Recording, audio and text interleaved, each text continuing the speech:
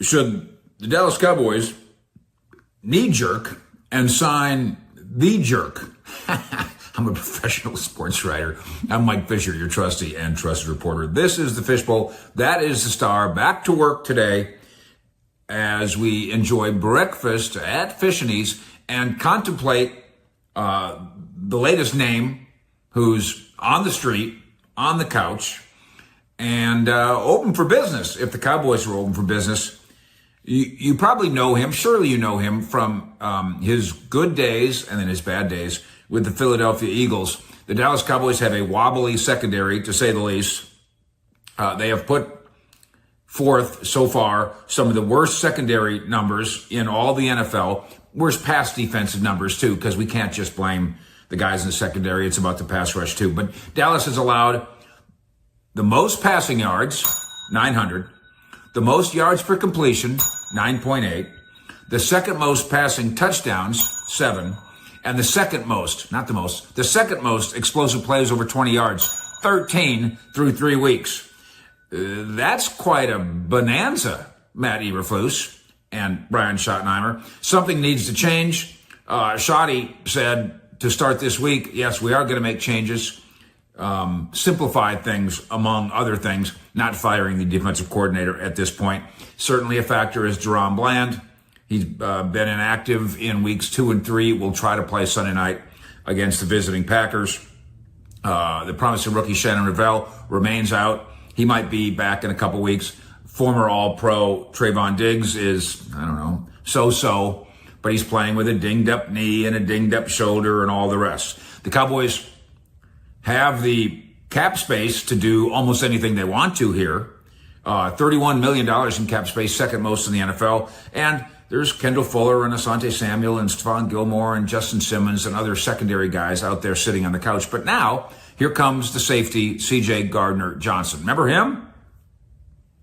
He's a jerk. Really.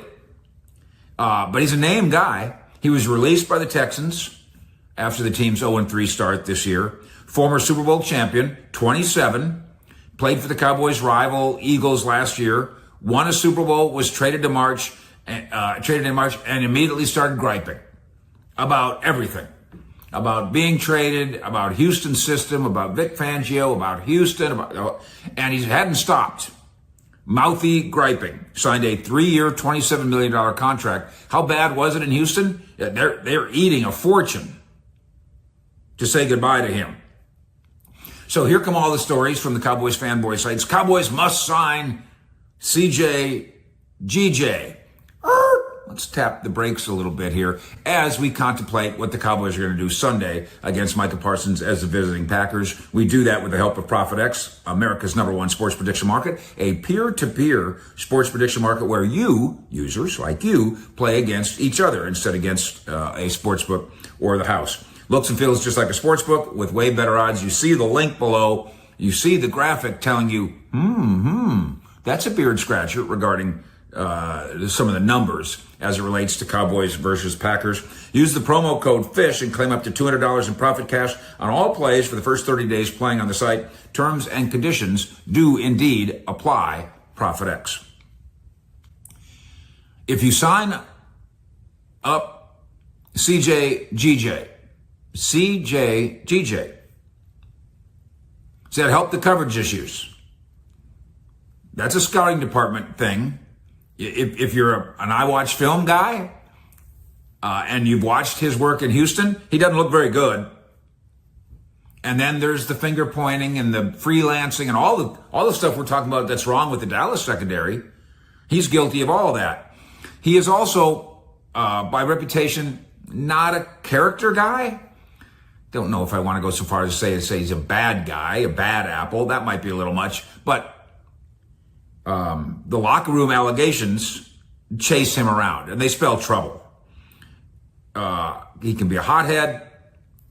He can badmouth teammates. He can make incendiary comments about all the people around him. Word from the Houston locker room is that he didn't like his role, that he created friction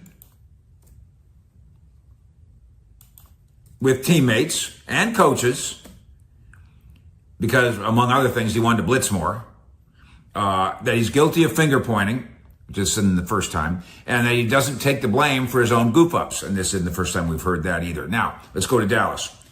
You can argue that in terms of his natural skills at this point in his career, he's got more than Donovan Wilson.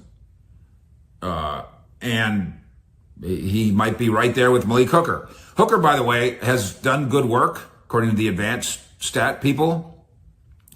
Good work in the run game. Coverage grade is terrible. He's allowed a perfect passer rating against him per PFF. He ranks 96th out of the safeties in coverage, and he leads the league in QBR allowed metric. Wilson, who, as we know, he should be a box safety. If that's all you had to ask of him, there wouldn't be some of these problems. He's performed poorly, according to analytics. His coverage grade is 51.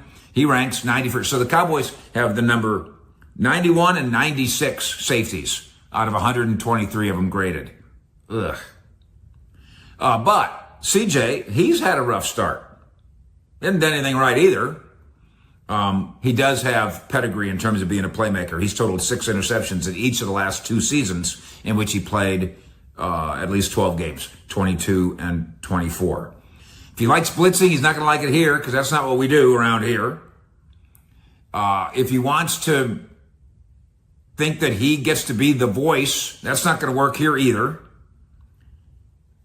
Miscommunication, Eberflus will say, and Schottenheimer has said, bad communication, miscommunication has been the problem in this Dallas secondary. Well, he's not good at that. He communicates, but not like that. He flaps his gums. My view, he's a short-tempered, non-character guy who the scouting department should eyeball the same way the scouting department should take a look at every potential guy. But if the Cowboys really look at CJ Gardner-Johnson as a serious possibility, they should also quit asking you to take them seriously when they make their promise about the importance of culture and leadership and character, because GJ is kind of a jerk. Fish out.